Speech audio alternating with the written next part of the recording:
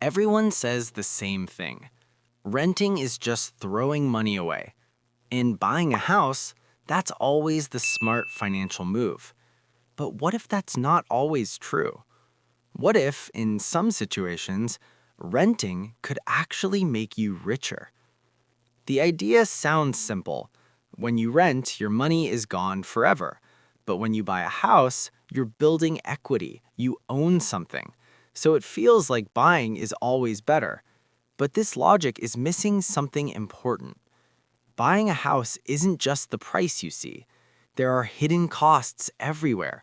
Property taxes, maintenance and repairs, insurance, interest on your loan.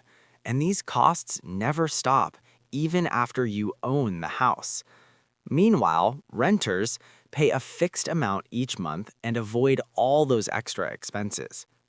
But here's the part most people never think about. It's called opportunity cost. When you buy a house, you usually lock a huge amount of money into it, your down payment, your monthly payments, all tied into one asset. If renting saves you just $500 a month compared to a mortgage, and you invest that difference, over 30 years, that's not just savings. That's hundreds of thousands of dollars in pure growth. So now you have two paths. Path one, buy a house, build equity slowly, while paying all the extra costs. Path two, rent a place and invest the difference. In some cases, that second path can actually leave you with more money in the long run. Now, this doesn't mean renting is always better or buying is always wrong. In some situations, buying makes perfect sense. But the idea that renting is throwing money away isn't always true. Because you're not just paying for a place to live, you're paying for flexibility. And sometimes that flexibility is extremely valuable.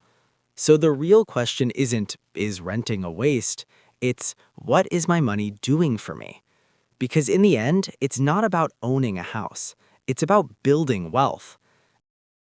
And if you enjoy thinking about money in a different way, don't forget to subscribe for more ideas like this.